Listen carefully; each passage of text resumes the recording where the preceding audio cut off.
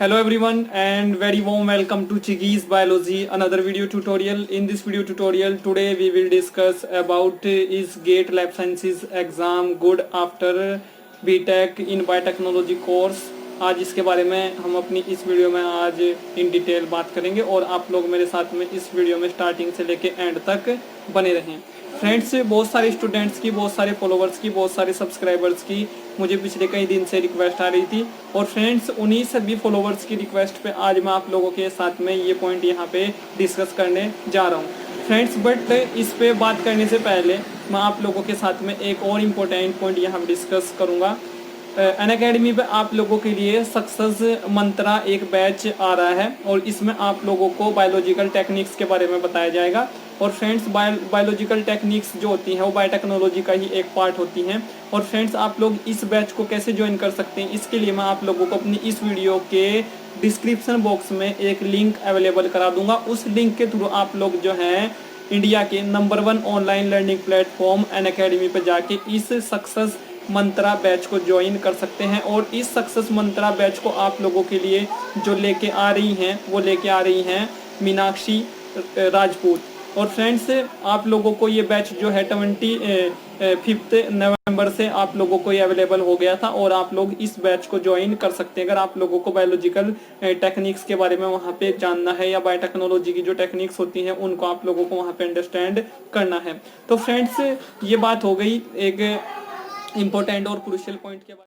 तो फ्रेंड्स अब बात करेंगे अपने मेन टॉपिक के बारे में। तो फ्रेंड्स अगर आप लोगों ने अपना बीटेक इन बायोटेक्नोलॉजी कोर्स किया है तो इस कोर्स को दो टाइप के स्टूडेंट करते हैं। एक वो स्टूडेंट करते हैं जिन लोगों के पास में 12th क्लास में फिजिक्स केमिस्ट्री मैथ होता है। एक वो स्टूडेंट करते हैं जिन लोगों के पास में physics chemistry biology 12th class में होता है। तो फ्रेंड्स जिन स्टूडेंट्स के पास में physics chemistry biology 12th class में होता है उन लोगों का न्यूमेरिकल पोर्शन या उन लोगों का जो मैथमेटिकल अप्रोच होता है वो बड़ा ही वीक होता है। तो फ्रेंड्स उन स्टूडेंट्स को गेट बायोटेक्नोलॉजी एग्ज़ाम देने में बहुत ही ज़्यादा परेशानी होती है क्योंकि वहाँ पे बहुत सारे बायो प्रोसेस इंजीनियरिंग के न्यूमेरिकल्स पूछे जाते हैं। तो फ्रेंड्स वो एग्ज़ाम अगर आप लोग देते हैं तो आप लोगों की अच्छी रैंक वहाँ पे नहीं आ पाती अगर आप लोग जो हैं मैथमेटिकल अप्रोच से वहाँ पे डरते हैं। तो फ्रेंड्स आप लोगों के लिए एक और भी ऑप्शन है जो गेट लाइफ साइंसेज एग्ज़ाम है और इस एग्ज़ाम में कोई भी न्यूमेरिकल नहीं पूछा जाता। तो फ्रेंड्स अगर आप लोगों का बैकग्राउंड जो है फिजिक्स केमिस्ट्री बायोलॉजी का था 12th क्लास में और आप लोगों को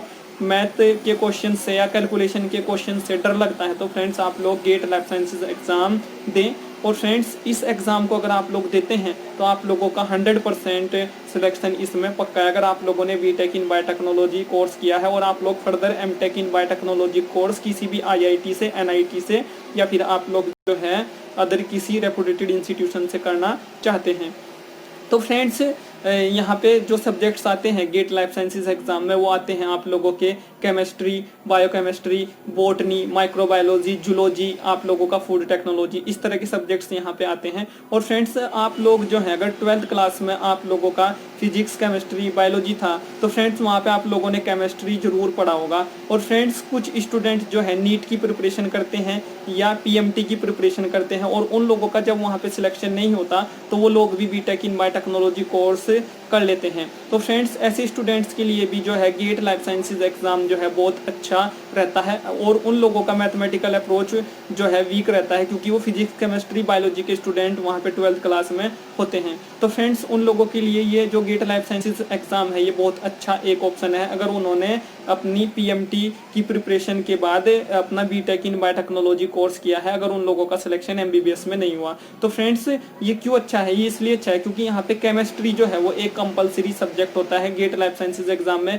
केमिस्ट्री जो है वो एक कंपलसरी सब्जेक्ट होता है और जब आप लोग नीट की प्रिपरेशन करते हैं तो वहाँ पे भी आप लोग जो है केमिस्ट्री सब्जेक्ट को पढ़ते हैं। तो फ्रेंड्स इसका एडवांटेज आप लोगों को यहाँ पे मिलता है। तो अगर आप लोग फिजिक्स केमिस्ट्री बायोलॉजी स्टूडेंट रहे हैं तो फ्रेंड्स आप लोग गेट लाइफ साइंसेज एग्जाम दें, आप लोग गेट बायोटेक्नोलॉजी एग्जाम न दें अगर आप लोगों ने बीटेक इन बायोटेक्नोलॉजी कोर्स किया है। तो फ्रेंड्स आप लोगों के लिए केमिस्ट्री कंपलसरी है, आप लोगों के लिए बायोकेमिस्ट्री यहाँ पे आता है। अब बायोकेमिस्ट्री आप लोग अपने बीटेक इन बायोटेक्नोलॉजी कोर्स में पढ़ते हैं। आप लोग यहाँ पे बॉटनी के बारे में आप लोग अगर आप लोगों को जानकारी है तो बॉटनी भी आप लोग यहाँ पे चूज कर सकते हैं। आप लोग माइक्रोबायोलॉजी आप लोग पढ़ते हैं अपने बीटेक इन बायोटेक्नोलॉजी कोर्स में, आप लोग जूलॉजी भी पढ़ते हैं और फ्रेंड्स आप लोग बायोटेक्नोलॉजी भी पढ़ते हैं। तो यहाँ पे 3 ऐसे सब्जेक्ट हैं, अगर आप लोगों ने पीएमटी की तैयारी की है अपने 12th क्लास के बाद, या आप लोगों ने नीट की प्रिपरेशन की है और उसके बाद आप लोगों ने अपना बीटेक इन बायोटेक्नोलॉजी कोर्स किया है, तो फ्रेंड्स यहाँ पे 3 ऐसे सब्जेक्ट हैं गेट लाइफ साइंसेज एग्जाम में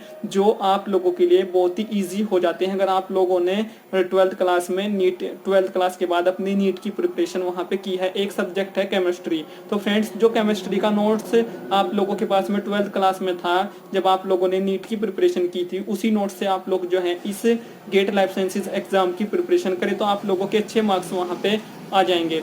अब एक होता है फ्रेंड्स बॉटनी।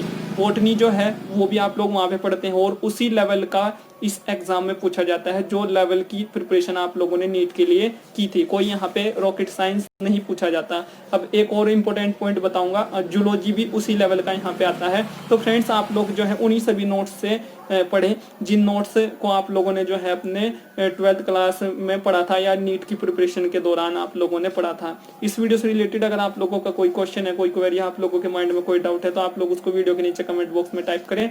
और अगर अभी तक आप लोगों ने चैनल को सब्सक्राइब नहीं किया तो आप लोग चैनल को सब्सक्राइब जरूर करें, क्योंकि नेक्स्ट वीडियो जो मैं आप लोगों के लिए चिकीज बायोलॉजी चैनल पे लेके आऊंगा उस वीडियो का नोटिफिकेशन आप लोगों को तभी जाएगा अगर आप लोगों ने चैनल को सब्सक्राइब किया है। और इस तरह की जो वैल्यूएबल इन्फॉर्मेशन है वो मैं आप लोगों को हमेशा ही आप लोगों के साथ में शेयर करता रहूंगा। और आप लोग जो है चिकीज बायोलॉजी चैनल को ऐसे ही प्यार करें, ऐसे ही आप लोग जो है सपोर्ट करें और चैनल को सब्सक्राइब करने के बाद में बेल आइकन के बटन को प्रेस जरूर कर लें। So thank you friends, thank you for watching and do subscribe the channel for upcoming videos and latest updates. Thank you friends.